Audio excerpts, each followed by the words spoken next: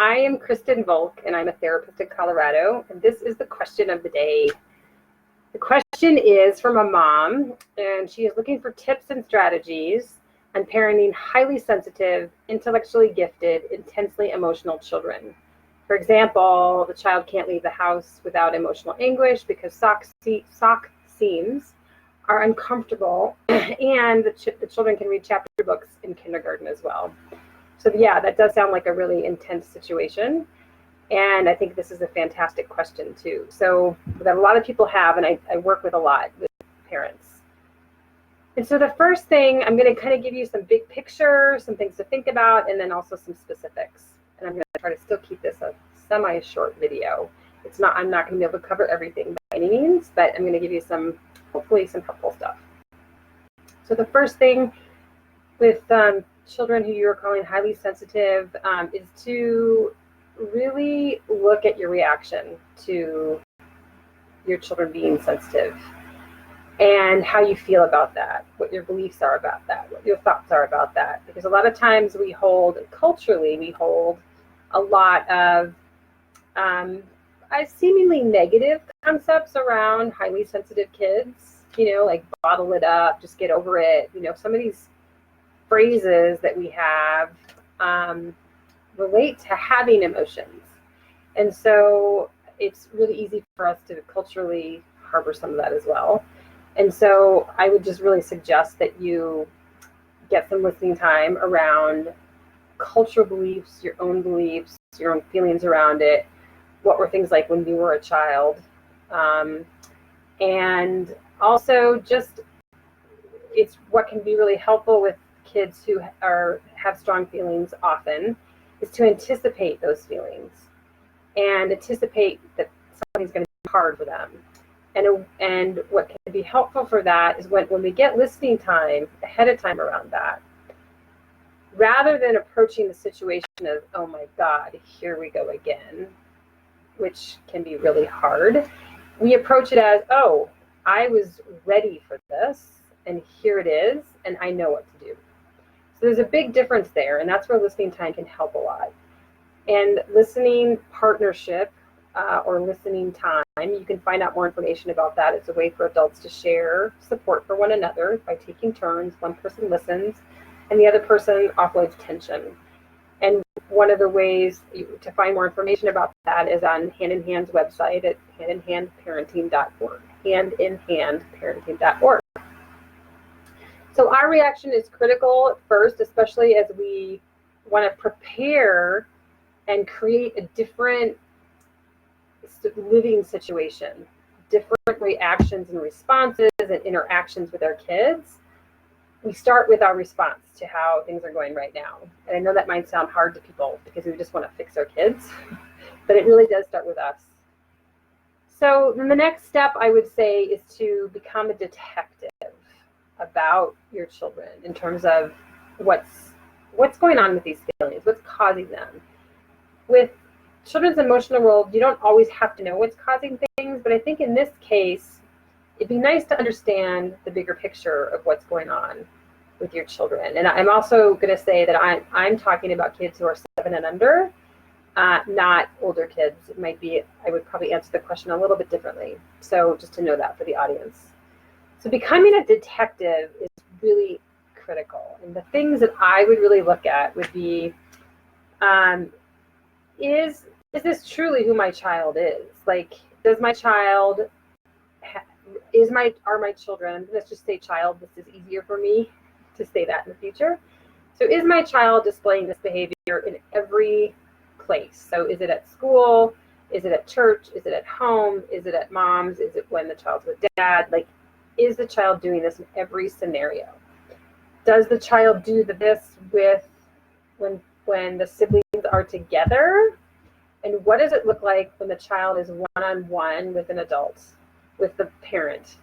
So if you're talking about 2 children, which I know who this person is, so yes, I know you have 2 children, then I would recommend having some one-on-one time and having the other child, with another adult in a safe situation, and seeing how, if that sensitivity is also there. Because that's one way you can start to measure, is this, how I'm labeling my child, or is this actually just a connection issue? And so that's a good way to start to figure some of that out. And then I would also look at scenario, like situations. Is it situation dependent? Is it every morning getting ready for school? Is it, at dinner time? Like, where is this showing up? Is it a transition issue? Like, can this be dissected so that you can figure out what the specific issue is? Is there a food sensitivity? Is there a sensory issue here? Is it transitions? Or is it all day, every day, morning until night? Like, that's a little different. But I think for our audience here, that it's really helpful to kind of determine, how to break that down and things that you can look at. So, and, does the child have a trauma history, so that the child's being triggered by certain things? Are there certain stresses in the child's life to be looking at as well, so that you can kind of look at, one way to look at this is like, we have a stress response system, and what is causing the child's stress response system to go off? What's causing the alarm to go off? And you want to look at that kind of thing and really understand it. And this is where listening helps, where you can you're really observing, you're noting, you're paying attention to, like, where is this showing up and what's going on here? And then you can work with that, and you can get it more narrowed down. And then the next thing I would look at too is like, okay, so we know that this is happening. You're evaluating when and where and how often, and does it happen one-on-one or where? And then just recognizing that a big piece of this is that, like, when a child's stress response system happens, when connection breaks, like, then a child has big feelings. So if your child, like, as you talk about your child being intensely emotional, we know that connection is breaking in that moment. So bringing connection back can only help. And so we would like to look at ways to do that. And I'm also going to add here that this, I talked about anticipating that big feelings will come up, and preparing for that as well. And listening partnership can be huge in that. But I also think that you could also look at, like, if my child is struggling day to day, moment to moment, in terms of having big feelings, like the world, one way to look at that, if it's happening a lot, is like, my child lives in overwhelm, right? Because, like, I think we can relate as human beings, and when we get overwhelmed, alarms go off, right? And our big feelings come out, and we react in very, ways that tend not to be workable. We very rarely ask for what we need. It's like, I need some noise canceling headphones, and I need to be quiet. I need to be in a room by myself. And kids can't really ask for that typically, many times. So it's important to really, like, prepare for that broken connection, and then also look at, like, what could be helpful if this is happening a lot. What could be helpful? So, like, more structure, for example. Do I need to have a really clear structure? It's the same thing every day, same time every day. How much of a structure? And I would play around with that. Just, like, try certain things to see if that can be helpful to bring more structure into your life. Because for, like, a child who is having big feelings a lot, that can really make a difference to have, so they know what to anticipate, right? And then also, I think another little thing that could be helpful is just, like, preview what's happening next, or preview the day. And that can be done in many different ways. It can be done verbally. It can be done by writing a schedule on a board. It can be done using a visual schedule if you have younger children, and you can type in to Google visual schedule, and you can come up with all kinds of options, and your kids can color them in as well. And this is, especially for younger children who don't understand time, like, the world can be chaotic, right? And we as parents, I have to admit, myself included, like, I can be chaotic. And, thinking about, like, the stresses of life, the fast pace we live in, like, these things can add a whole other layer to children being sensitive, as we call it, right? To have these big feelings coming up. So just slowing down our lives, rather than having a lesson of this and that every night of the week, maybe just 3 nights a week you have lessons, or 2 nights a week, or one activity at a time, like ways to find a way to slow down your lives can be what a child needs to help themselves, to help them feel not so overwhelmed. And because kind of the big issue is that the way I see this is that the child's not feeling safe in the world, right? And so how do you create safety? And you can do it with structure, and then you can do it also with lots of tools as well, the hand-in-hand way.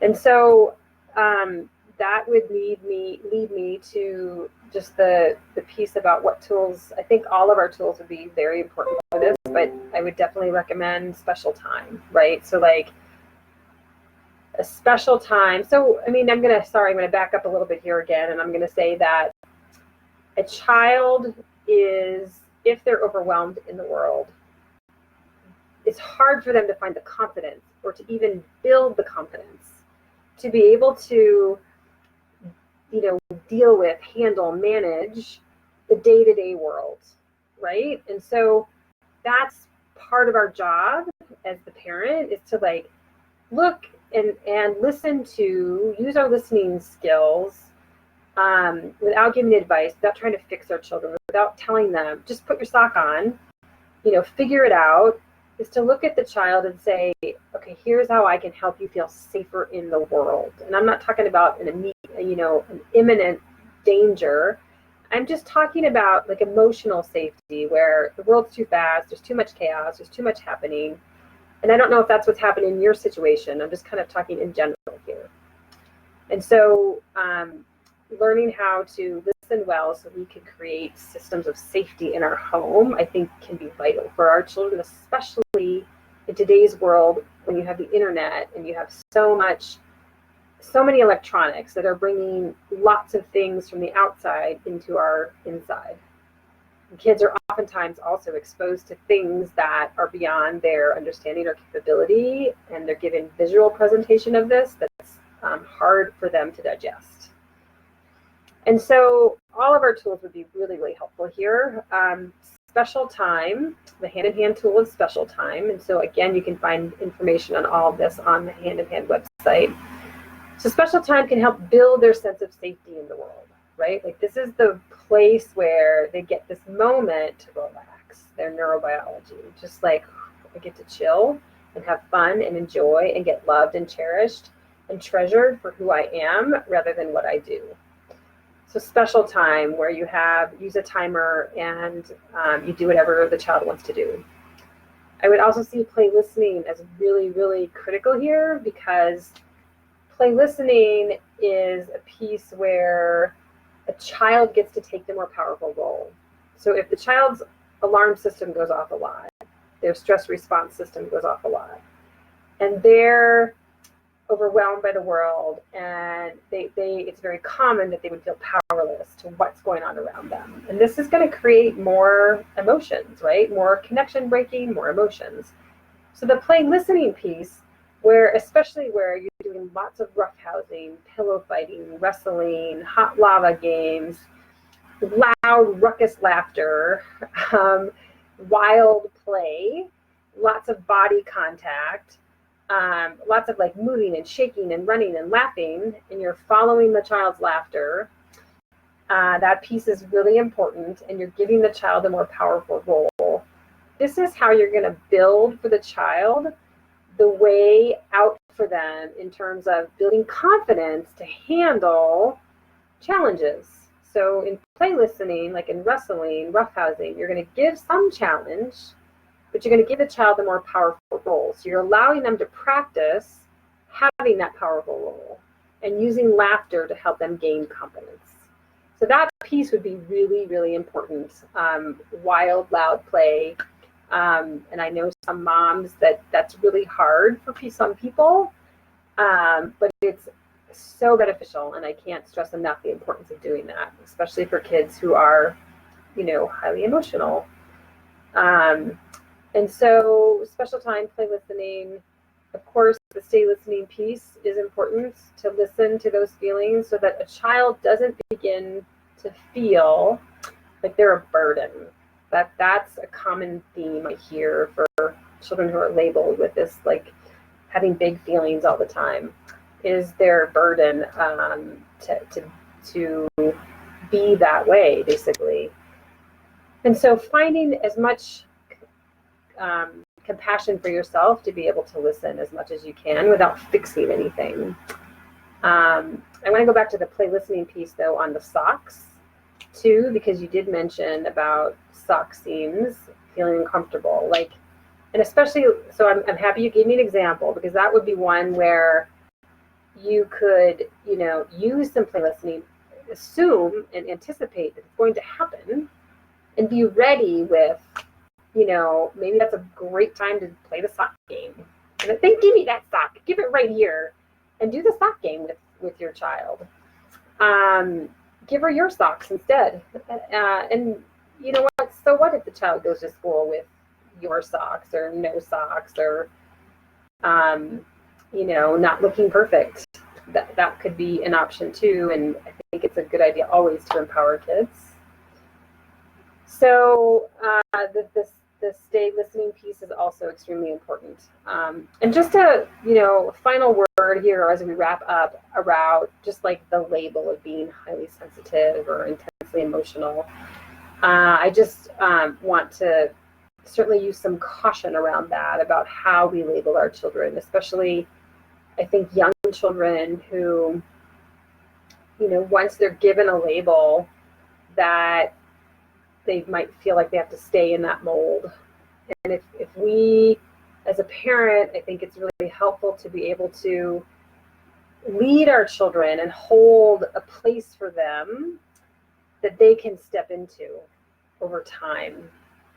It can be really important. And I also, like, I said before that this idea around highly sensitive kids can have negative connotations, where truthfully kids and human beings who feel, human beings who sense the world around them and have internal responses to the world around them is a gift to all of us. And we need people like that. And I understand that can be hard to parent that, but I think when we can hold in our mind this greater idea of who our child is, then we can continue to hold that gift. And that's where listening partnership can also help, because one way to look at that is to ask ourselves, what are all the things I think that aren't holding my child in their gift that I can work on in listening time? Because those are things that we're still bringing into the relationship that may not be helpful to the child. So I encourage that piece of it as well.